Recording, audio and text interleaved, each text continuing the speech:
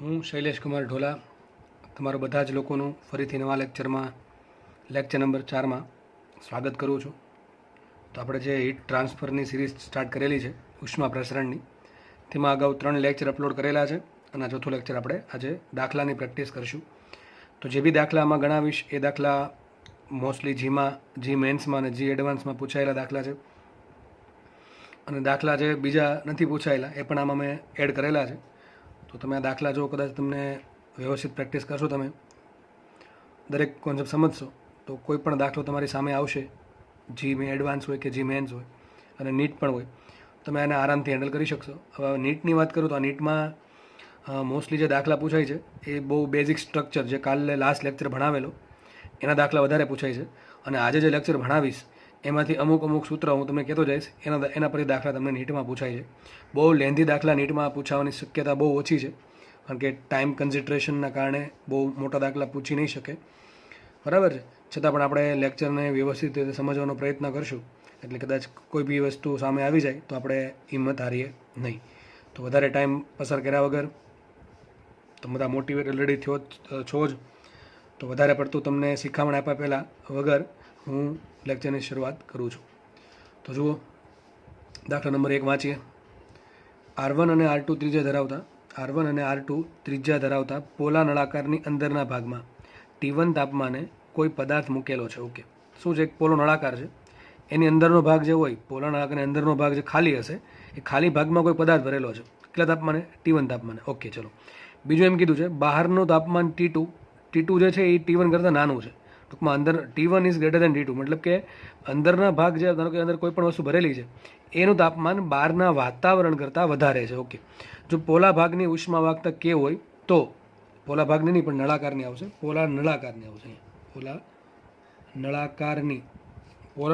ઉષ્મા વાહકતા કે હોય તો નળાકાર માટે ઉષ્મીય પ્રવાહ અને ઉષ્મીય અવરોધ મેળવો. લંબાઈ L આપેલી છે, અને હજી એક વસ્તુ એડ કરવી પડશે આમાં. નળાકારના છેડેથી થતો ઉષ્માનો વ્યય અવગણવો. ચલો સમજીએ. પહેલાં પ્રેક્ટિકલ સમજીએ શું કહેવા માંગે છે. માનો કે આ પેન છે, પેન જ લઈ લઈએ આપણે. પેન એક પૂરો નળાકાર જેવું કામ કરે. કેમ? આ કદાચ હોલ દેખાતો હશે તમને, આ હોલ એકદમ સૂક્ષ્મ હોલ છે, એની આજુબાજુ તમે જોઈ શકો છો કે એક મટીરિયલ ભરેલું છે, બરાબર છે. એની આજુબાજુ મટીરિયલ છે, બરાબર છે. તો આ જે મટીરિયલ જે છે, તો જે હોલ જે છે, એ હોલની અંદરની ત્રિજ્યા કેટલી છે? R1 છે. કેટલી છે? R1. બહારની ત્રિજ્યા કેટલી છે? R2. કુલ ત્રિજ્યા R2 છે. બહારનું વાતાવરણ છે. ધારો કે આપણે હોલની અંદર સાય ભરેલી છે, અહીંયા આ જે દેખાય તમને સાય ભરેલી છે. માની લો કે સાયનું તાપમાન T1 છે અને બહારનું તાપમાન T2 છે. સાયનું તાપમાન મોટું છે અને બહારની હવાનું તાપમાન થોડુંક ઓછું છે, એવું માની લઈએ. અને પછી એવું કીધું છે કે નળાકારના છેડેથી કોઈ ઉષ્માનો વ્યય થતો નથી. ટૂંકમાં આ જે છેડા જે છે ત્યાંથી ઉષ્માનો વ્યય થતો નથી. માનો કે આપણે બે છેડાને કેવા કરી દીધા? ટૂંકમાં અવાહક માધ્યમથી ઘેર લીધા છે, તો બે છેડાથી ઉષ્મા જઈ શકશે નહીં. તો હવે અંદરની સાય ગરમ છે, બહારની હવા ઠંડી છે, તો શું થશે? હીટ ટ્રાન્સફર થશે, કેમ કે તાપમાનનો તફાવત આવ્યો એટલા માટે. તો હીટ ટ્રાન્સફર કઈ દિશામાં થશે? આ દિશામાં થશે. વિચારો, આ ચારેય બાજુથી, પેનની ચારેય બાજુથી હીટ બહાર આવતી હશે. કારણ શું? કારણ કે અંદરની સાય કેવી છે? ગરમ છે, એટલા માટે. હવે આ આકૃતિ મેં ઓલરેડી બીજા પેજમાં દોરેલી છે, એ તમને બતાવી દઉં. હું જો આ રીતે કંઈક છે, એક નળાકાર છે, પોલો ઊભો નળાકાર દોરેલો છે, બરાબર છે. આ એનો અંદરનો ભાગ થઈ ગયો, પોલો ભાગ. જો આ ભાગની વાત કરું છું, આ ભાગમાં કંઈક મટીરિયલ ભરેલું છે. આ જે ભાગ છે, આટલો ભાગ એ, તો આ પોલો ભાગ છે, આટલો પોલો ભાગ છે. આ એમાં કોઈ પદાર્થ ભરેલો છે. ધારો કે તાપમાન કેટલું છે? T1 છે. બહારની હવાનું તાપમાન T2 છે. બે છેડામાંથી હવા બહાર, સોરી, બે છેડામાંથી ઉષ્મા બહાર જશે નહીં, કારણ કે અહીંયા શું છે, આપણે માનો કે અવાહક માધ્યમ મૂકી દીધું આ રીતે, તો હીટ જે થાય છે એ છેડેથી બહાર નીકળી શકશે નહીં. તો બહાર ક્યાંથી આવશે? આ રીતે આવશે, બધી જગ્યાએ બહાર, આ રીતે, બરાબર છે. ચારેય બાજુથી હીટ બહાર આવશે. આનો ટોપ વ્યૂ એ દોરેલો છે. જુઓ, આ પોલો ભાગ છે, ખાલી છે, એમાં કંઈક પદાર્થ ભરેલો હશે, બરાબર છે. આ ત્રિજ્યા તમને R1 આપી, બહારની ત્રિજ્યા R2 આપી છે, બરાબર. આ ટોપ વ્યૂ છે, અમે સાઈડ વ્યૂ દોરેલો છે. એનો ટૂંકમાં ક્રોસ વ્યૂ લઈએ. આ રીતે કંઈક ધારો કે નળાકાર પડેલો હોય, તો ધારો કે આ ત્રિજ્યા કેટલી આપી આપણને? R1 આપેલી છે. આ ત્રિજ્યા કુલ આપી R2. હવે જુઓ તમે, આ જે મેં લાઈન દોરેલ છે, આ એક માનો કોઈ પદાર્થ છે, એનું તાપમાન T1 છે, બહાર હવા છે T2 તાપમાને, અને આ જે મટીરિયલ છે, શું છે? આ કોઈ પણ ધાતુનું મટીરિયલ હશે. આટલું આ જે વ્હાઇટ કલર દેખાય છે, શું હશે? મટીરિયલ હશે. એ મટીરિયલ જે છે, જો હવા છે એ ડાયરેક્ટ કોન્ટેક્ટમાં નહીં આવી શકે પદાર્થના, કેમ કે પેલું મટીરિયલ આડું આવે છે. તો પેલા હકીકત થાય શું, આ જે અંદર જે ગરમ પદાર્થ ભરેલો છે એ પેલા કોને ગરમ કરશે, મટીરિયલને ગરમ કરશે. ધીમે ધીમે ધીમે મટીરિયલ ગરમ થશે અને મટીરિયલની આ દિવાલ અંદરની દિવાલથી લઈને બહારની દિવાલ ગરમ થશે. બહારની દિવાલ ગરમ થયા પછી હવા ગરમ થશે T2 તાપમાને, જો બહાર હવા હોય તો, બરાબર. તો આ પ્રમાણે પ્રોસેસ થશે કે અંદરના ભાગમાં ગરમ પદાર્થ છે તો ડાયરેક્ટલી હવાના કોન્ટેક્ટમાં આવશે નહીં. પહેલાં આ જે મટીરિયલ જે છે, નળાકારનું જે પણ મટીરિયલ છે એને પહેલાં ક્રોસ કરવું પડશે અને પછી પેલો બીજો બહારનો જે કોઈ પણ વાતાવરણ હશે એ ગરમ થશે. તો મને એવું કીધું છે T1 is greater than T2, એટલે કે ઉષ્મા અંદરના પદાર્થમાંથી બહારના ભાગમાં જશે. કઈ રીતે જશે? આમ જશે, આ રીતે, ચારેય બાજુથી, બરાબર છે. આ પ્રમાણે ચારેય બાજુથી હવા બહાર, સોરી હવા નહીં પણ ઉષ્મા બહાર જશે. અને શું આવશે અહીંયા? થર્મલ કન્ડક્શન આવશે. ટૂંકમાં શું આવશે? H બરાબર KA ડેલ્ટા T છેદમાં ડેલ્ટા X. સૂત્ર આપણે વાપરવું પડશે. આ સૂત્રની વાત કરીએ તો K શું છે? તો કે આ જે મટીરિયલ જે છે, મટીરિયલ એની ઉષ્મા વાહકતા K, ચલો એ તો આપેલી છે. એરિયા શું લેવાનું વિચારો, એરિયા શું લેશો? એરિયા કેવો લેવાનો? હીટ ટ્રાન્સફર એલમ. અને હજી તમને થોડો કોન્સેપ્ટ ક્લિયર થાય એના માટે મેં ઓલરેડી એક નળાકાર બનાવી દીધો છે. જો એક પેજનો યુઝ કરીને મેં નળાકાર બનાવ્યો છે, સિમ્પલ. તો જો આ માની લો કે આ પ્રમાણે નળાકાર છે, તો આ જે ખુલ્લો ભાગ છે, આ અંદરનો ભાગ, હોલ જે છે, એ હોલમાં કંઈક મટીરિયલ જે છે અને બહાર હવા છે. તો આ જે મટીરિયલની જે ઉષ્મા જે છે એને બહાર આવવું છે આ રીતે. તો આ પ્રમાણે બહાર આવશે. જુઓ, સમજ પડે છે? આ પ્રમાણે બહાર આવશે, ચારે બાજુથી બહાર આવશે. અથવા આમ આડો નળાકાર આ પ્રમાણે બહાર આવશે. પેનની ડાયરેક્શન પર ધ્યાન આપો, બરાબર. આ પ્રમાણે બહાર આવશે, ચારે બાજુથી, એક જગ્યાએથી બધી જગ્યાએથી બહાર આવશે આ રીતે. તો એરિયા કયો આવશે? આ એરિયા આવશે, આ બધો એરિયા. આ જેટલો વ્હાઇટ એરિયા દેખાય છે એ એરિયા થઈ ગયો મારો મટીરિયલને બહાર આવવાનું છે, ઉષ્માને બહાર આવવાનું, સોરી. એ એરિયા કેટલો હોય? તો કે ભાઈ આ શું થઈ ગયું? નળાકારની સપાટીનું ક્ષેત્રફળ, બરાબર. નળાકારની સપાટીનું ક્ષેત્ર શું હોય? એ બરાબર 2πRL. શું હોય? 2πRL. કઈ રીતે આવે? તો ભાઈ નળાકારનો પરિઘ કેટલો થાય? 2πR અને ઇન્ટુ લંબાઈ 2πRL. અથવા તમે આજે નળાકાર છે ને ખોલી નાખો આખું, શું બની જાય? લંબચોરસ બને. એ લંબચોરસની લંબાઈ કેટલી હશે? L અને પહોળાઈ કેટલી હશે? 2πR. એ રીતે પણ ખબર પડી જાય. તો એરિયા કેટલો આવશે? સપાટીનો એરિયા આવશે 2πRL. હવે R શું લેવાનું? તો પ્રોબ્લેમ પાછી ન્યા થાય. આરમાં જો અંદરની ત્રિજ્યા R1 છે, બહારની ત્રિજ્યા R2 છે. તો જેમ જેમ બહાર જતો જઈશ, જેમ માનો કે અહીંયા, તો અહીંયા કેટલો એરિયા આવે? 2πR1L. અહીંયા કેટલો એરિયા આવશે? 2πR2L. પણ પ્રોબ્લેમ ન્યા જ છે, એરિયા શોધવાનો. હવે ત્રિજ્યા વધતી જાય તો એરિયા વધતો જાય. તો એરિયા જો વધઘટ થાય તો Hમાં પણ વધઘટ થાય. ટૂંકમાં સૂત્ર જે છે Hનું એ નિયમિત નથી, અનિયમિત છે. કેવું છે? અનિયમિત. અને તમને ખબર છે મારું સૂત્ર બનાવેલું કે જ્યાં અનિયમિતતા આવે ત્યાં શું આવે? સંકલન આવે. શું આવે? સંકલન આવશે. તો આપણે શું કરવું પડશે? આપણે સૂક્ષ્મ કેટલી હીટ જાય છે એ શોધવું પડશે, બરાબર છે. અને પછી શું કરશું?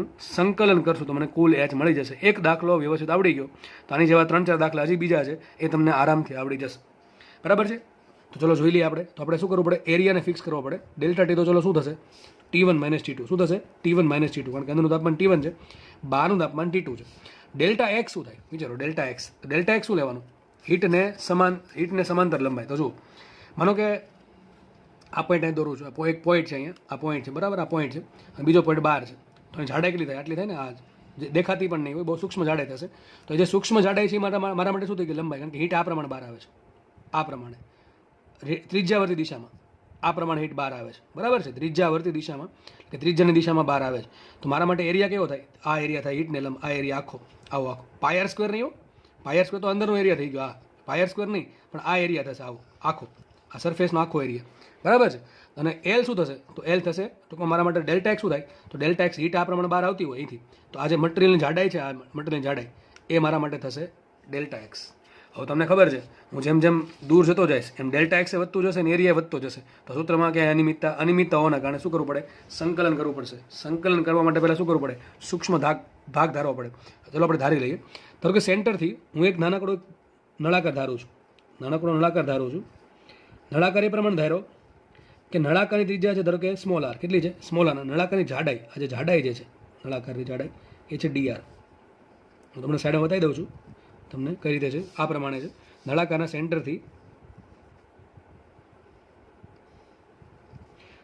સેન્ટરથી r ત્રિજ્યા અને dr જાડાઈનું એક મેં નળાકાર એક ભાગ ધાર્યો, બરાબર છે.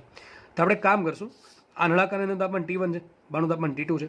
તો આ ભાગ જે છે આ ધારો, મટીરિયલની અંદર જે ભાગ ધારો એમાં કેટલું હીટ ટ્રાન્સફર થાય એ જોઈ લઈએ અને પછી એનું સંકલન કરી નાખે તો શું મળશે મને?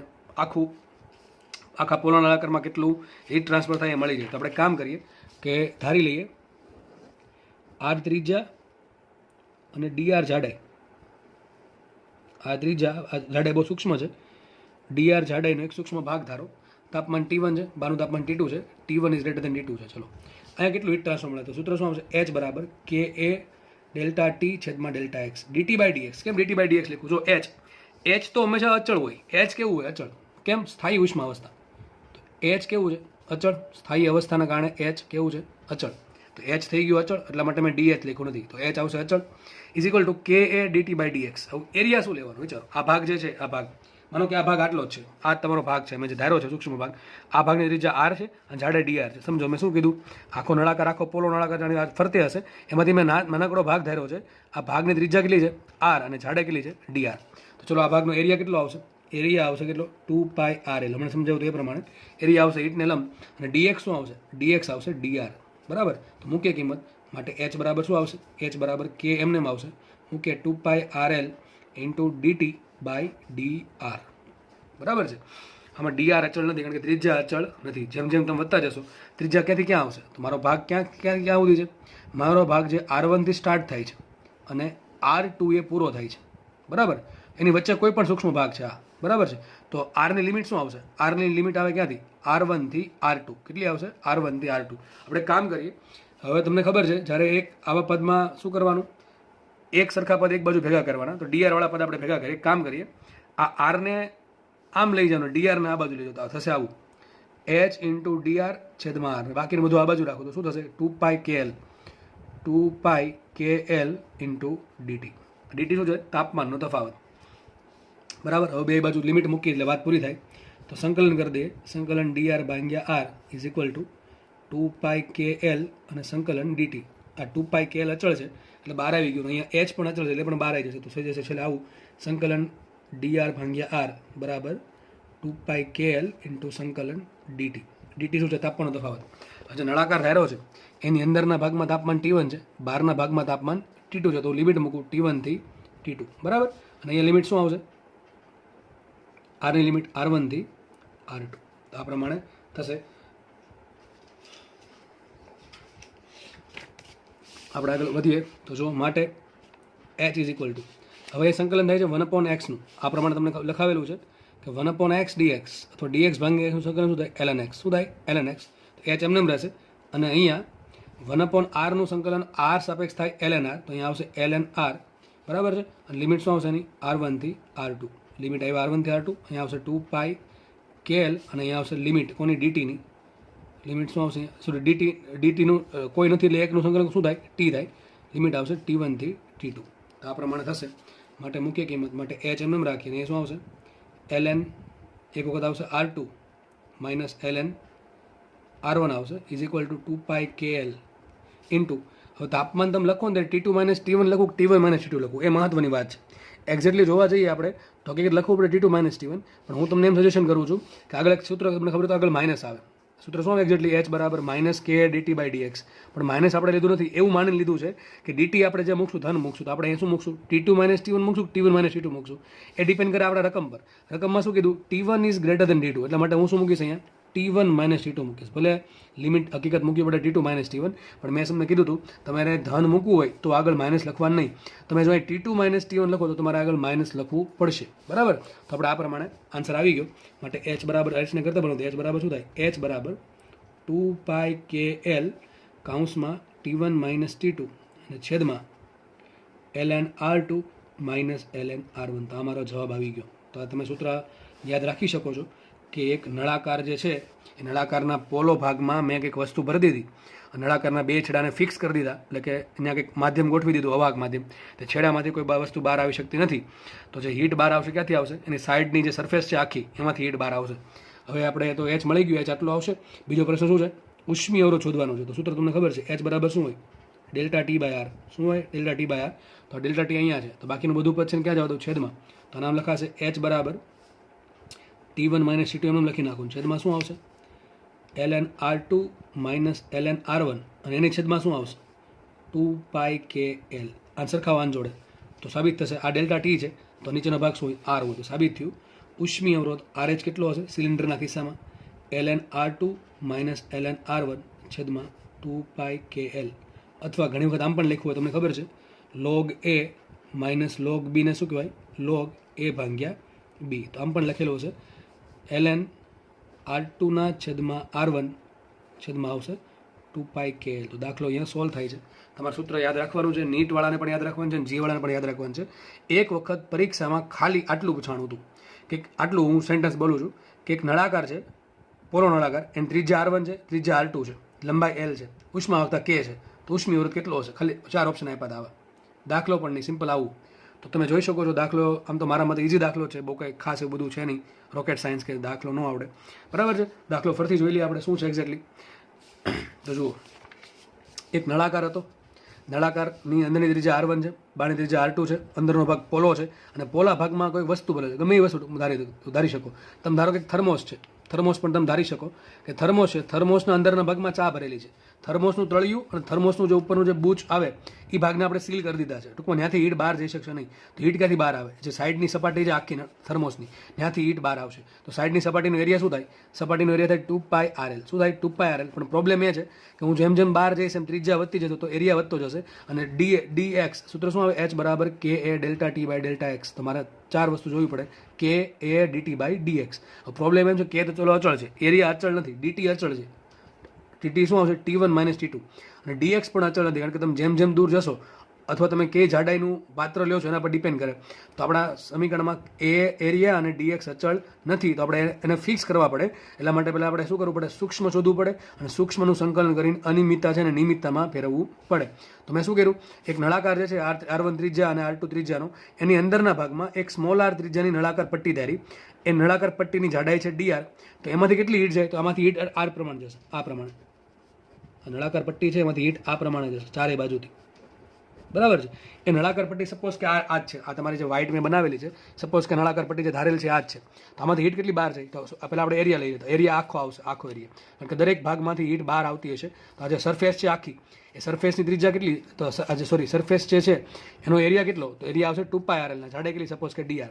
તો ચલો સૂત્ર બનાવીએ. સૂક્ષ્મ સૂત્ર શું બનશે સૂક્ષ્મ ભાગ માટે? તો સૂત્ર આવશે h બરાબર ka delta t by dx. Area આવ્યો 2πrl અને dx આવ્યું dr. કિંમત મૂકી અને h અચળ છે. આમાં મેન વાત એ છે કે h અચળ છે, કારણ કે આપણે સ્થાયી ઉષ્મા ધારેલી છે અને સ્થાયી ઉષ્મા માટે h કેવું? હંમેશા અચળ હોય. તો બરાબર દાખલો અહીંયા સોલ્વ થાય છે અને છેલ્લે જે જવાબ આવે તમારે જવાબ યાદ રાખવાનો છે. h બરાબર આવશે 2πkl T1 - T2 છેદમાં ln R2 - ln R1. જ્યાં k છે ઉષ્માવાહકતા, l છે લંબાઈ છે, R2 છે બહારની ત્રિજ્યા અને R1 છે અંદરની ત્રિજ્યા. દાખલો અહીંયા સોલ્વ થાય છે અને એ જ પ્રમાણે એનો પાછો ઉષ્મી અવરોધ પણ તમને પૂછી ખાલી આટલું. તો ઉષ્મી અવરોધ આવશે આ રીતે, બરાબર. જો દાખલો સોલ્વ કરીએ, જો દાખલો બનાવીએ મારી રીતે. જો આ પ્રમાણે દાખલો છે, સમજો વ્યવસ્થિત રીતે. એક નળાકાર પડેલ છે આડો, કંઈક છે નળાકાર. બે દાખલામાં ડિફરન્સ શું તમારે વિચારવાનું છે?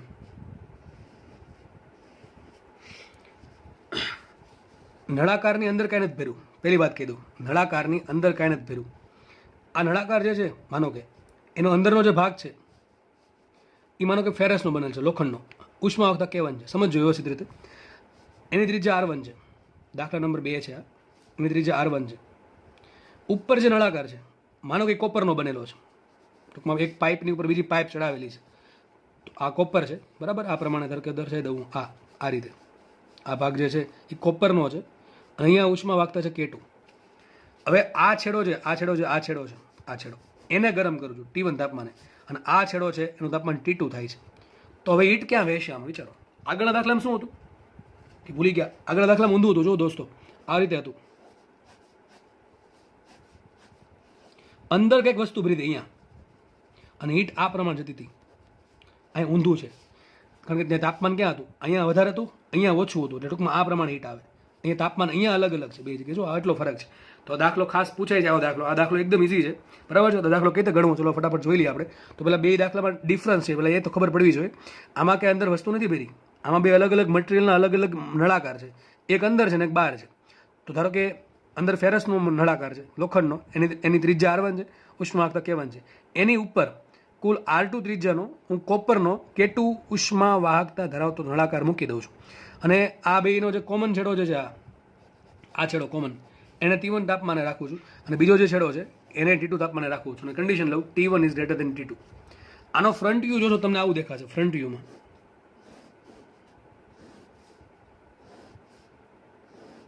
આ શેનો નળાકાર છે? લોખંડનો. બહાર શેનો છે? કોપરનો. આખું તાપમાન કેટલું? T1. આગલું તાપમાન T2. અરે બા તો દાખલો ઇઝી થઈ ગયો. કેમ? આ તો કોના જેવો કેસ થઈ ગયો? કોના જેવો કેસ થયો? આ સમાંતર જોડાણ થઈ ગયું. કોના જેવું થઈ ગયું? સમાંતર જોડાણ. કારણ કે જો આ છેડો બંને છેડા છે, બંનેના છેડો એક સાથે ગરમ થાય છે અને બીજો છેડો પણ એક સાથે ગરમ થાય છે. ટૂંકમાં કોના જેવું થઈ ગયું? સમાંતર જોડાણ થઈ ગયું. દાખલો સોલ્વ કઈ રીતે કરવાનો? તો જે અંદરનો ભાગ છે ધારો કે એનો અવરોધ R1 છે, બહારનો ભાગ છે એનો અવરોધ ધારો કે R2 છે. આમાં બે ટાઈપના દાખલા પૂછાય. એક તો H કેટલું, R ઇક્વિવલન્ટ કેટલો અને K ઇક્વિવલન્ટ કેટલું. ચલો આપણે દાખલો સોલ્વ કરીએ કે આ કેટલું છે. તો જુઓ, અંદરના ભાગની ઉષ્માવક્તા K1 છે, બહારના ભાગની ઉષ્માવક્તા K2 છે. બહારનો ભાગ આ છે, આ પણ આવશે ને આ પણ આવશે, એની વચ્ચેની અંદરનો ભાગ છે. સમજ પડે છે કે નહીં? તો આ અંદરનો ભાગ થઈ ગયો ફેરસ. એની ઉપર આ ટૂંકમાં સાઈડ વ્યૂ તમે આવો જોઈ શકો કે ફેરસનું મટીરિયલ જે છે એની ઉપર શું છે? કોપરનું મટીરિયલ. તો આ ફેરસ છે, એની ઉષ્માવક્તા K1 છે. આ જે કોપર છે એની ઉષ્માવક્તા K2 છે અને બહારની ત્રિજ્યા R2 છે, અંદરની ત્રિજ્યા R1 છે. તો આ એક છેડો થઈ ગયો, બરાબર છે. હીટ ક્યાં જશે? હીટ આ પ્રમાણે જશે, હીટ આ પ્રમાણે જશે, બરાબર. પહેલા દાખલામાં આમ જતી હતી લંબ ત્રિજ્યાવર્તી દિશામાં, આમાં ક્યાં જાય? અક્ષની દિશામાં જાય છે. તો એટલો ફરક છે. તો દાખલો હું વ્યવસ્થિત રીતે અલગ પેજમાં તમને ગણીને બતાવું છું. તો જુઓ, દાખલો ગણવા માટે આપણે શું કરશું? બેના અવરોધ શોધી નાખશું, R1 ને R2. તમને ખબર છે H કઈ રીતે મળે? H બરાબર સૂત્ર શું આવે? ડેલ્ટા E છેદમાં ડેલ્ટા T છેદમાં R ઇક્વિવલન્ટ. અને K ઇક્વિવલન્ટ કઈ રીતે મળશે? K ઇક્વિવલન્ટ બરાબર સૂત્ર તમને લખાયું હતું કાલ, L ઇક્વિવલન્ટ છેદમાં R ઇક્વિવલન્ટ ઇન્ટુ એરિયા ઇક્વિવલન્ટ. તો આ પ્રમાણે આપણે દાખલો ગણશું તો આરામથી સોલ્વ થઈ જશે. તો જુઓ, એક નળાકાર અંદર છે લોખંડનો. પહેલાં એનો વહીવટ કરી નાખીએ આપણે. લોખંડનો જે વહીવટ છે, સોરી, જે નળાકાર જે છે એની ત્રિજ્યા કેટલી છે? R1 ત્રિજ્યા છે, એનો ઉષ્માવક્તા K1 છે, બરાબર છે. અને હીટ આ પ્રમાણે જાય છે. એનું તાપમાન છે T1, બીજા છેડે તાપમાન છે T2. ચલો આપણે આના માટે લખીએ અવરોધ R1. તો અવરોધ R1 બરાબર શું થાય? અવરોધ છો, ત્રિજ્યા નથી. તો અવરોધ R1 શું થશે? એનું સૂત્ર શું આવે અવરોધનું? અવરોધ બરાબર આવશે L/K. તો નળાકારની ધારો કે લંબાઈ L છે, L છેદમાં એની ઉષ્માવક્તા K1 અને ઇન્ટુ એરિયા. એરિયા કયો લેવો આપણે? R છેદનો. તો શું R છેદનો એરિયા થશે? આ ગોળાકાર ભાગ. કેટલો એરિયા થાય? પાઈ R સ્ક્વેર. કેટલો થાય? પાઈ, હું સ્મોલ r કરી દઉં, ચલો, પાઈ સ્મોલ R1 સ્ક્વેર, બરાબર. આપણને પહેલો નળાકાર છે, પહેલો લોખંડનો નળાકાર છે એની આપણને R1 મળી ગયો. બીજો નળાકાર આ પ્રમાણે છે. બીજો નળાકાર જે છે અહીંથી સ્ટાર્ટ થાય, આ રીતે છે, બરાબર છે. આ રીતે અહીંથી અહીંયા મટીરિયલનું ખાલી એટલામાં જ છે, વચ્ચે તો કંઈ શેરી મટીરિયલ તો ફેરસ છે. તો નળાકાર સ્ટાર્ટ ક્યાં થાય? R1 થી સ્ટાર્ટ થાય અને R2 એ પૂરો થાય. આમાં હીટ ક્યાં છે? આ પ્રમાણે જ જાય છે. હીટ તો આ પ્રમાણે જ જાય છે. એનો એક છેડો T1 તાપમાન છે, બીજો છેડો T2 તાપમાન છે. હવે મને વિચારો, જો કોપર જે છે આટલા ભાગમાં જ છે, આ ભાગમાં આટલાથી લઈને અહીંયા સુધીમાં, આ વચ્ચે આ જે ભાગ છે આટલો, ત્યાં વચ્ચે આ જે ભાગ છે અંદરનો ભાગ, અહીંયા કોઈ કોપર છે નહીં, અહીં શું છે? ફેરસ છે. તો એનું ક્ષેત્રફળ શું આવે? તમને સાઈડમાંથી જો તો આવું લાગશે, બરાબર. આ કોપર અહીંયા છે, ખાલી આટલા ભાગમાં કોપર છે. તો આ ભાગનો એરિયા શું આવે? વિચારો, મારે આટલો એરિયા જોઈએ છે, આટલો આટલો આ બેની વચ્ચે. તો આ કેટલો એરિયા થાય? આટલો પાઈ R1 સ્ક્વેર. આખો કેટલો એરિયા થાય? પાઈ R2 સ્ક્વેર. તો આ કેટલો એરિયા હશે? શું કહું છું હું? આ જે અંદરનું ગોળ છે એનો એરિયા શું થાય? પાઈ R1 સ્ક્વેર. આ જે બહારનું ગોળ છે આખું, એની અંદરનો કુલ એરિયા કેટલો થાય? પાઈ R2 સ્ક્વેર. તો મારે એરિયા જોઈએ છે કેટલો? ખાલી આ બે વચ્ચેનો, ટૂંકમાં આટલો એરિયા જોઈએ છે. તો એરિયા કેટલો આવશે? માટે એ આવશે કેટલો? બીજા નળાકાર માટે, બીજા નળાકાર માટે એ કેટલો આવશે? પાઈ R2 square minus pi R1 square. એટલે કેટલો આવશે? પાઈ કાઉન્સમાં R2 square minus R1 square. લંબાઈ કેટલી આવશે? L આવશે. લંબાઈ ક્યાં લેવાની? હીટની દિશામાં. તો હીટની દિશામાં જ થાય છે. અને એરિયા કેવો લેવાનો? જો એરિયા થશે આ, બરાબર. એટલે ટૂંકમાં આટલો એરિયા થશે. તો બીજા નળાકાર માટે અવરોધ કેટલો આવશે? R2 બરાબર સૂત્ર શું આવે? L/K. ચલો, L તો એનું L જ છે, ઓકે છે. તો L. K કેટલા આવશે એનું? K2. અને એરિયા કેટલો આવશે? પાઈ કાઉન્સમાં R2 square minus R1 square. તો મને બેના અવરોધ મળી ગયા. આ છે કોનો? ધારો કે કોપર છે, કોપરનો અવરોધ. એવું હું ખાલી એક્ઝામ્પલ લઉં છું. કોપર દરેક દાખલામાં કોપર આપશે એવું જરૂરી નથી. ધારો કે આ છે અંદરનો નળાકાર ફેરસનો. તો બેના અવરોધ મળી ગયા. બે અવરોધ છે શેમાં? સમાંતરમાં છે, શ્રેણીમાં છે. વિચારો શેમાં છે? સમાંતરમાં શ્રેણીમાં. તમે પહેલાં કહી દીધું કે શેમાં આવશે બે અવરોધો. તો જુઓ, અહીંયા બંને એક સાથે ગરમ થાય છે. આપણા આગળ વધશે, આપણાની હીટ આગળ વધશે. તો બંને શેમાં થશે? સમાંતરમાં થશે. તમારે દાખલો જે ગણવો પડે સમાંતરમાં ગણવો પડશે. ચલો આપણે દાખલો ફટાફટ ગણીએ. જુઓ, તો આ પ્રમાણે ચાલે સાબિત કર્યું હતું આપણે કે લોખંડ માટે અવરોધ કેટલો આવ્યો હતો? L છેદમાં K. K કેટલા છે એના? K1. એરિયા શું આવશે? પાઈ R1 સ્ક્વેર. અને જે બહારનો જે નળાકાર છે એની ત્રિજ્યા, એનો અવરોધ ધારો કે L બરાબર શું આવશે? K2 પાઈ R2 square minus R1 square. બંને અવરોધ શેમાં છે?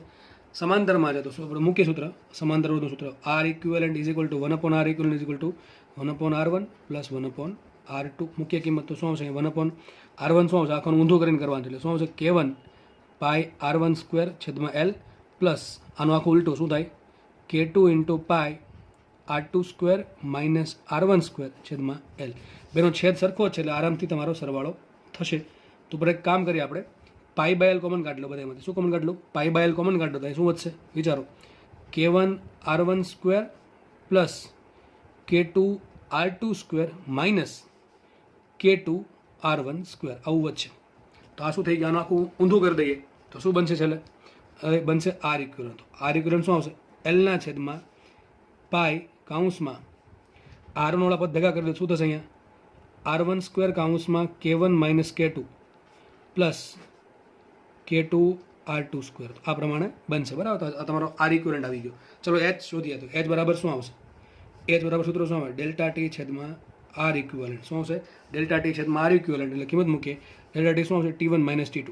T1 માઇનસ T2 અને છેદમાં શું આવશે? એલના છેદમાં પાઈ કાઉન્સમાં શું આવશે? R1² કાઉન્સમાં K1 minus K2 plus K2 R2². તો વ્યવસ્થિત આન્સર આવો આવશે. એચ બરાબર લખીએ વ્યવસ્થિત. તો આ છેદનો છેદ જશે ઉપર, તો શું આવશે અહીંયા? પાઈ કાઉન્સમાં R1² into K1 minus K2 plus R2² into K2, બરાબર ને, ઇન્ટુ T1 માઇનસ T2 છેદમાં આવશે શું? L. તો આ તમારો જવાબ આવી ગયો. હજી દાખલો બાકી છે થોડો, કે ભાઈ આમાં આર ઇક્વિવલન્ટ કેટલો હશે? ચલો એ તો મળી ગયો આપણને, આર ઇક્વિવલન્ટ આટલો હશે. બીજો ક્વેશ્ચન આપણે શું સોલ્વ કર્યો? એચ કેટલો હશે. છેલ્લો ક્વેશ્ચન રહી ગયો કે એના માટે કે ઇક્વિવલન્ટ કેટલું હશે. શું શોધવાનું છે આપણે? કે ઇક્વિવલન્ટ. સોરી, તો આપણે હજુ છેલ્લે કે ઇક્વિવલન્ટ છતાં ફટાફટ ફાઇન્ડ કરીએ. ચલો, તો સૂત્ર શું છે કે ઇક્વિવલન્ટનું?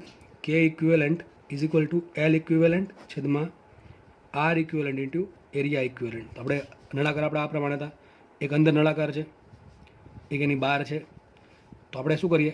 આપણે જે ડાયાગ્રામ જે છે એને ઇક્વિવલન્ટ આકૃતિ દોરીએ તો થશે આવું, આ પ્રમાણે બનશે. અને ત્રીજા લઈ કેટલી પડશે? કુલ ત્રિજ્યા R2. બરાબર? કારણ કે આપણે તમને કાલે શીખવાડ્યું હતું કે જે જ્યારે એરિયા તમે ઇક્વિવલન્ટ શોધો ત્યારે આખો એરિયા મૂકી દેવાનો બેઠો જેટલો છે એટલો. તો લંબાઈ આવશે કેટલી? L. અને ટૂંકમાં શું કહે છે કે ઇક્વિવલન્ટનો મતલબ શું થાય કે ભાઈ બે નળાકાર અલગ અલગ છે. એક લોખંડનો છે સપોઝ, એની ઉપર તમારો કોપરનો નળાકાર છે, તો બંને હટાવી દો. એકને K1 છે, એકનું K2 છે, બે હટાવી દો. એની જગ્યાએ એવું મીડિયમ મૂકો કે જેની ઉષ્મા વાહકતા કે ઇક્વિવલન્ટ હોય, જે આને સમતુલ્ય હોય. તો આ પ્રમાણે આવશે. આ એરિયા કેટલો આવશે? એરિયા આવશે આનો પાઈ R2². કેટલો આવશે એરિયા? પાઈ R2². તો મૂકીએ કિંમત. કે ઇક્વિવલન્ટ બરાબર એલ ઇક્વિવલન્ટ એલ આવશે છેદમાં આર ઇક્વિવલન્ટની કિંમત આપણે અહીંથી મૂકીએ. આર ઇક્વિવલન્ટ કિંમત અહીંયા છે, જે દેખાય છે તમને. જો આ કિંમત મૂકવાની છે આપણે એલના છેદમાં પાઈવાળી. તો મૂકવું અહીંયા હું, બરાબર? દેખાય નહીં તો થોડુંક એડજસ્ટ કરી લેવું. શું મૂકું કિંમત? આ કિંમત અહીં બેઠી મૂકી દઉં છું. કઈ આવશે? એલના છેદમાં પાઈ into R1² K1 minus K2 plus K2 R2² into શું આવશે? એરિયા ઇક્વિવલન્ટ. એરિયા ઇક્વિવલન્ટ કેટલો આવશે? પાઈ R2² ઇન્ટુ પાઈ R2². તો આ પ્રમાણે તમે જોઈ શકો છો એની પાઈ ઉડી જશે, એલ ઉડી જશે અને આખો પદ ક્યાં જશે? ઉપર. માટે સાબિત થશે કે ઇક્વિવલન્ટ બરાબર R1² K1 minus K2 plus K2 R2² છેદમાં R2². હવે આપણે છેદ ઉડાડ નાખીએ તો સાબિત થશે કે ઇક્વિવલન્ટ બરાબર, અહીં શું સાબિત થશે? R1ના છેદમાં R2 આખાનો વર્ગ into K1 minus K2 plus K2. તો આ તમારો જવાબ આવી ગયો. આમાંથી પ્રશ્ન કેટલી વખત પૂછવાનો છે આ સૂત્રના આધારિત? તમને શું કહી દેશે આવું કે એક નળાકાર છે, ત્રિજ્યા R છે, એની ઉષ્માવક્તા K છે.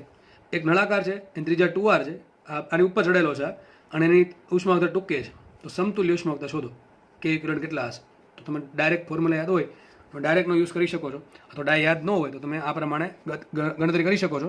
અને એક દાખલો આવો મેં તમને લીધેલો પણ છે, પાછળ હમણાં આવશે, બરાબર છે, આ લેક્ચરમાં અથવા આના પછીના લેક્ચરમાં, બરાબર. તો આ દાખલો આખો MP છે. તો તમે જો બે દાખલા ગણાવ્યા તમને મેં અત્યારે. બે દાખલા કયા? પહેલો દાખલામાં શું હતું? બેનો ડિફરન્સ કીધું. એકમાં અંદરના ભાગમાં મટીરિયલ ભર્યું હતું અને હીટ આ પ્રમાણે જતી હતી. અને એકમાં શું કર્યું?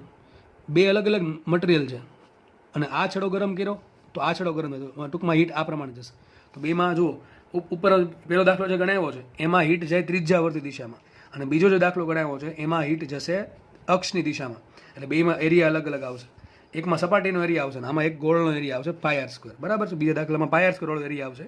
અને પહેલો જે દાખલો ગણાવ્યો એમાં સપાટીની લંબ રૂપે હીટ બહાર નીકળતી હોય એટલા માટે એમ એરિયા આવશે 2πRL. તો મેન વાત એરિયાની છે, અને આમાં કોઈ અનિયમિતતા હતી નહીં એટલે સંકલન આવ્યું નહીં એટલે સીધું આપણે સૂત્ર વાપરી દીધું અવરોધ ફાઇન્ડ કરીને. તો આ દાખલામાં શું કર્યું આપણે, અવરોધ R1 શોધો, પછી R2 શોધો, અને બંને અવરોધનો યુઝ કરીને આપણે દાખલો ગણ્યો. તો દાખલો અહીંયા પૂરો થાય છે. નેક્સ્ટ દાખલાની વાત કરીએ તો જુઓ, તો આજે જે દાખલા લીધા છે મોસ્ટલી સાબિતીવાળા દાખલા જ છે. અને એક કામ કરશું આપણે, બધા દાખલા પૂરા થાય પછી આ લેક્ચરમાં આપણે બધા દાખલાને ભેગા કરશું અને ગોળા માટે સૂત્ર શું આવે, નળાકાર માટે સૂત્ર શું આવે, બધા જોશું. ચલો જો દાખલો શું કહે, R1 અને R2 ત્રિજ્યાના પોલા ગોળા, બે એક પોલો ગોળો છે, એમાં ત્રિજ્યા શું છે R1 અને R2, અંદરની ત્રિજ્યા R1 છે, બહારની ત્રિજ્યા R2 છે. R1 અને R2 ત્રિજ્યા ધરાવતા પોલા ગોળાના અંદરના ભાગમાં મૂકેલા પદાર્થનું તાપમાન T1 તથા બહારનું તાપમાન T2 છે, જે T1 મોટું છે, T2 નાનું છે. તો પોલા ગોળો એટલે કે આ આખો ટૂંકમાં ગોળો જે છે એને મટીરિયલની ઉષ્માવાહકતા કે હોય તો ગોળા માટે ઉષ્મીય પ્રવાહ અને ઉષ્મીય શોધો. પહેલો જે દાખલો ગણાય હોય નળાકાર માટે, તો બેઠો દાખલો ગોળા માટે. ચલો શું ફરક પડે જોઈએ.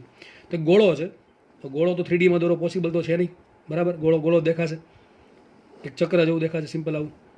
ધારો કે આ એક ગોળો છે, આનો અંદરના ભાગમાં કંઈક મટીરિયલ છે, સમજો આના અંદરના ભાગે એક મટીરિયલ ભરેલું છે, કોઈ પણ મટીરિયલ છે, એનું તાપમાન T1 છે અને બહારનું તાપમાન T2 છે. અહીંયા શું છે, અહીંયા આ ગોળાનું મટીરિયલ છે, અહીંયા શું છે અંદરના ભાગમાં કોઈ પણ પદાર્થ છે, બરફ છે કે ચાક, ટૂંકમાં કોઈ પણ વસ્તુ ભરેલી છે.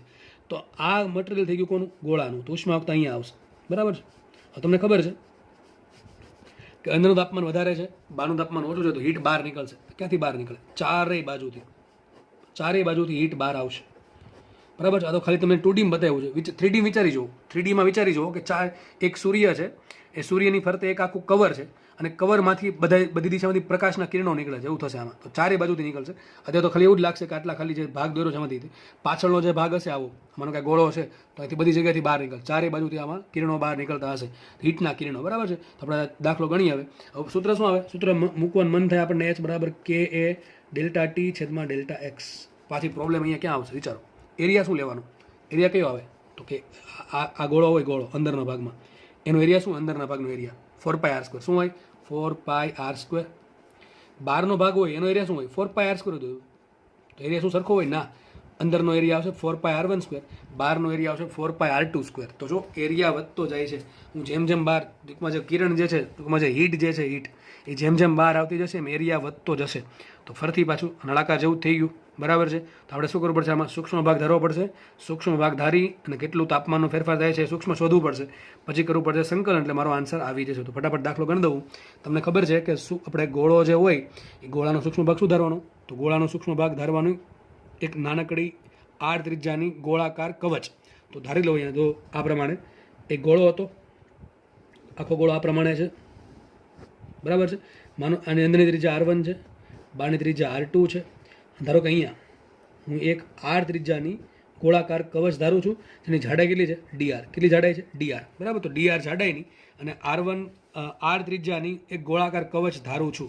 તો એ કવચનો એરિયા શું હશે, એરિયા હશે 4πr². કેટલો હશે, 4πr², સ્મોલ r ત્રિજ્યાને ધારું છું. અને એના માટે હીટ કેટલી જાય છે, તો dx હશે dr, કારણ કે હીટ જાય છે આ રીતે, સમજો હીટ આ રીતે જાય છે.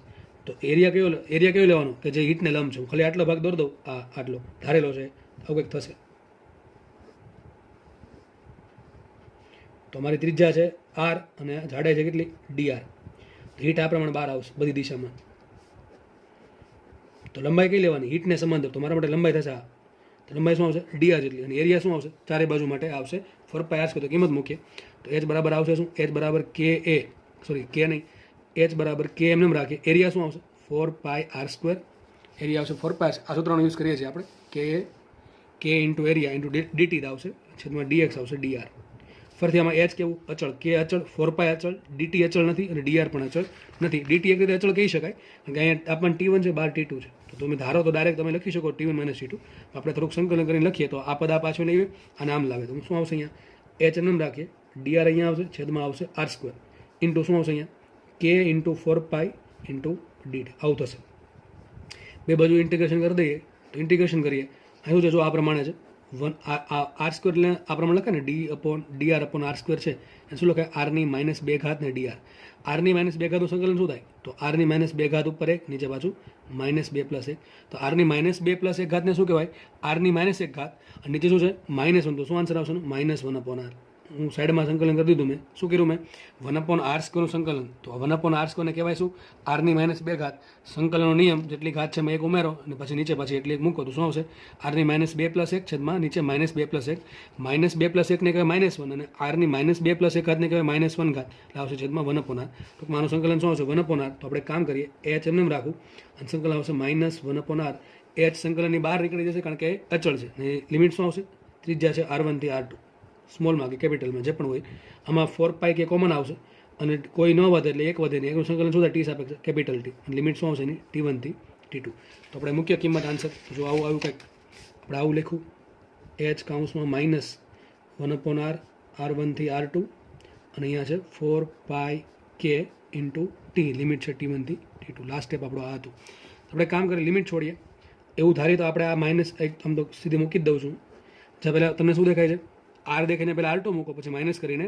r1 મૂકો તો પહેલાં આપણે માઇનસ એનું રાખીએ -1/r ની જગ્યાએ શું મૂકીએ r2 પછી માઇનસ કરીને -1/r ની જગ્યાએ શું મૂકીએ r1 અહીંયા શું આવશે 4π ફરીથી પાછી એ જ વાત t2 - t1 આવે પણ તમારે જોઈ લેવાનું રકમમાં t2 - t મોટું કોણ છે t1 તો આપણે રકમમાં t1 આપ્યું આપણે શું લખશું અહીંયા t1 - t2 લખશું હવે તમે જુઓ અહીંયા -1/r2 માઇનસ +1/r થશે આવું h કૌંસમાં 1/r1 -1/r2 = 4π k કૌંસમાં t1 - t2 તો વ્યવસ્થિત કરીએ તો શું થશે આને ગુણો અહીંયા થશે r2 - r1 છેદમાં r1 r2 તો આવશે h કૌંસમાં r2 - r1 છેદમાં r1 r2 = 4π k કૌંસમાં t1 - t2 તો એટલે સાબિત થઈ ગયું h બરાબર શું આવશે h બરાબર આવશે 4π k t1 - t2 છેદમાં આખું છેદમાં જશે તો છે r2 - r1 છેદમાં r1 r2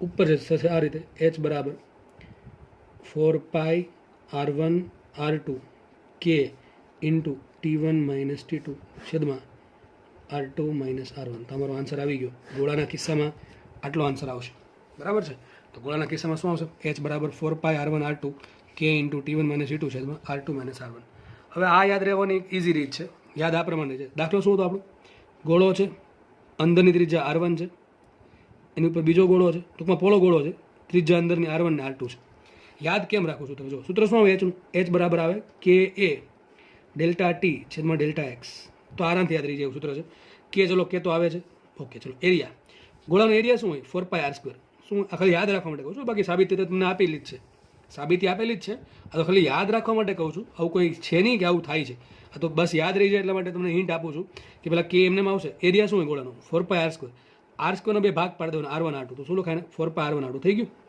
બરાબર તો 4π r² ની શું યાદ રાખશું આપણે r1 r2 પછી ∆t એમનું રાખવાનું ∆x એટલે શું થાય જાડાઈ તો આ જાડાઈ કેટલી આવશે આટલી r2 - r1 કેટલી આવશે r2 - r1 તો ટૂંકમાં તમને સૂત્ર આ પ્રમાણે તમે યાદ રાખી શકો છો પાછળ લખ દો ફરીથી સૂત્ર આપણું h નું શું હોય કોઈ પણ સૂત્ર ka ∆t છેદમાં ∆x તો ગોળાના કિસ્સામાં શું આવશે ગોળાના કિસ્સામાં આવશે h બરાબર k એમને રાખીએ એરિયા શું હોય 4π r² હોય પણ એ જગ્યાએ શું યાદ રાખશું આપણે r1 * r2 ∆t એમને રાખીએ અને ∆x શું આવશે r2 - r1 તો આ સૂત્ર થઈ ગયું ગોળા માટે કોના માટે લાગુ પડશે ગોળા માટે દાખલા નંબર 3 છે દાખલા નંબર 3 તમે કરાવો ગોળા માટે દાખલા નંબર 1 કરાવો તો કોના માટે નળાકાર માટે અને આમાં પણ એક વસ્તુ બાકી છે કે આમાં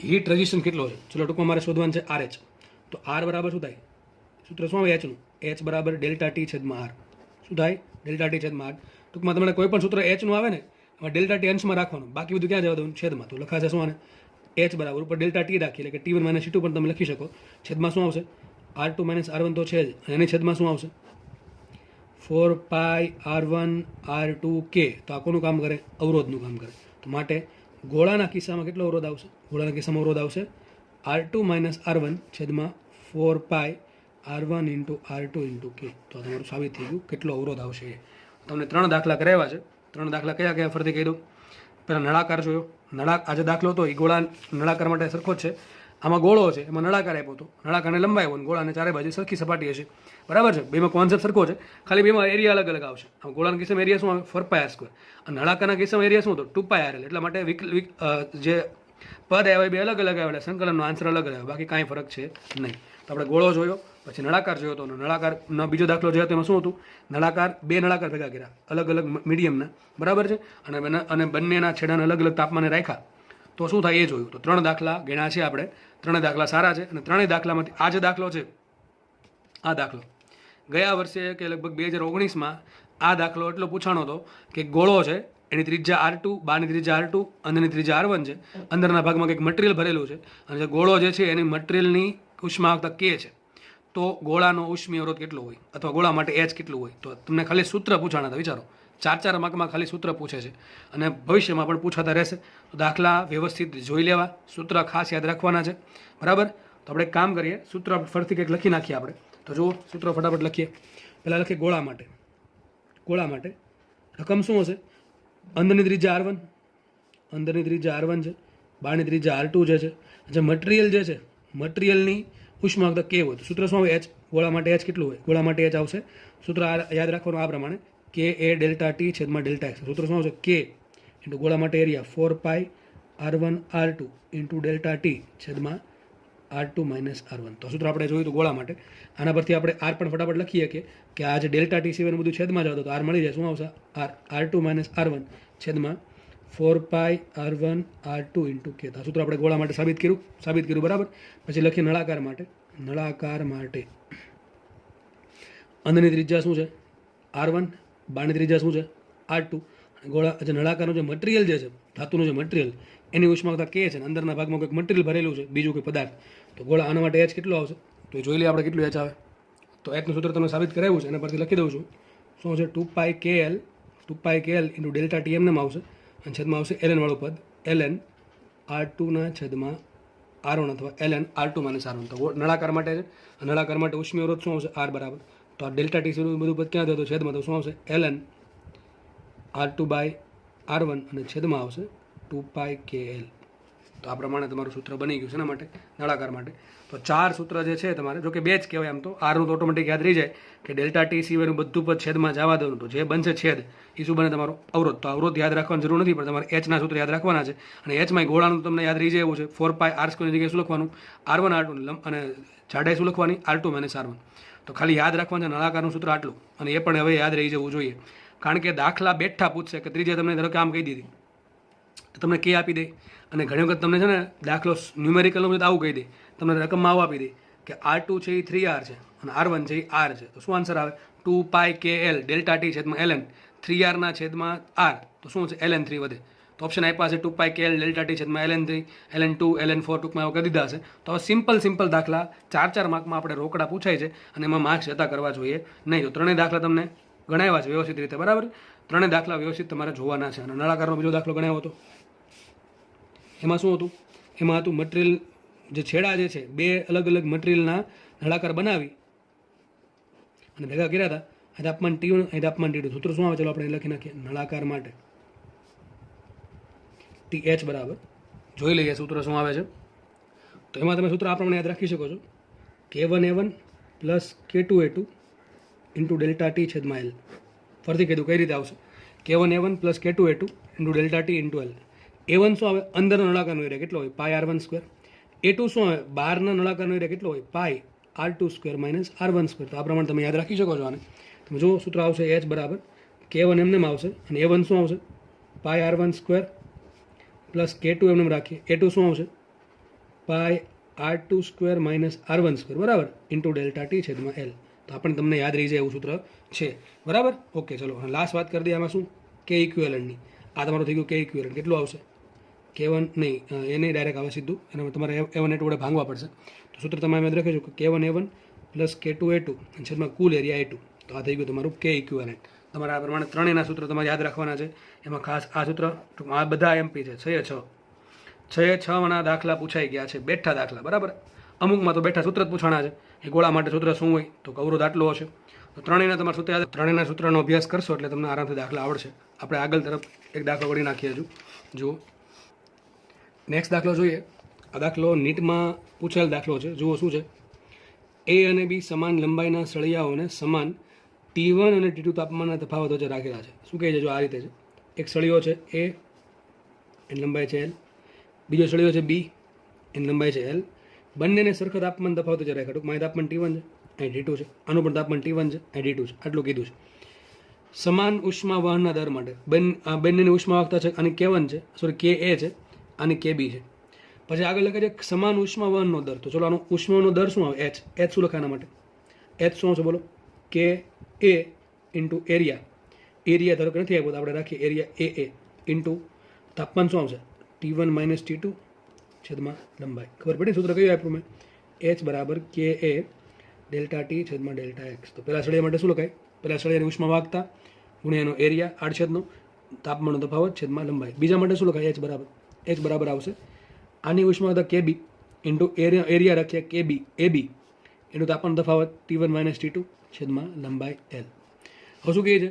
બેની લંબાઈ સમાન આપી છે પણ બેના એરિયા સમાન જેવું કીધું નથી. એટલા માટે મેં જો લખ્યું છે અને છેલ્લે કીધું છે બંનેના આડછેદના ક્ષેત્રફળ સ્મોલ ab આપણે કેપિટલ લીધા છે, વાંધો નહીં. તો આના એરિયા થઈ ગયા, એની ઉષ્મા થઈ ગઈ. આ બે કેવા છે? સમાન ઉષ્મા વહનનો દર.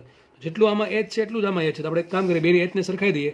લખાશે KA into area A into T1 minus T2 છેદમાં L is equal to KB into બીનો એરિયા AB ઇન્ટુ તાપમાન તફાવત T1 માઇનસ T2 છેદમાં L. બની બધું T1 માઇનસ T2 ઉડી ગયા, L ઉડી ગયા, છેલ્લે વધશે KA into A is equal to KB into AB. તો માંગ્યું શું મને? KA ભાંગે KB શોધો. તો માટે લખાશે KA છેદમાં KB બરાબર બીનો એરિયા છેદમાં એનો એરિયા. તો આ તમારો જવાબ આવી ગયો. સિમ્પલ દાખલો હતો. તો આપણે આ લેક્ચરને અહીંયા રાખશું. તમારે 3 દાખલા જે ગણાવ્યા, આ દાખલા તો બહુ સિમ્પલ દાખલો હતો. તો આની પહેલાં જે 3 દાખલા ગણાવ્યા છે એની પ્રેક્ટિસ કરજો થોડી વ્યવસ્થિત રીતે. એમાં પણ કોઈ પણ સ્ટેપ સમજાય નહીં તો મહેરબાની કરીને કોમેન્ટમાં પૂછવું અથવા પર્સનલમાં પૂછી લઉં, પણ તેને ગોખવાનો પ્રયત્ન કરવો નહીં. અને દાખલા હજી કહું છું, એ જે સૂત્રો લખાવ્યા હતા એ સૂત્ર, એ તમારું જે પેજ જે સૂત્રવાળું હતું એ બેઠું પેજ તમારું પૂછાઈ શકે 4 માર્કમાં દાખલા. બરાબર છે? તો આપણે આના પછી નેક્સ્ટ લેક્ચરમાં આપણે હજુ દાખલાની પ્રેક્ટિસ કરીશું. Thank you so much.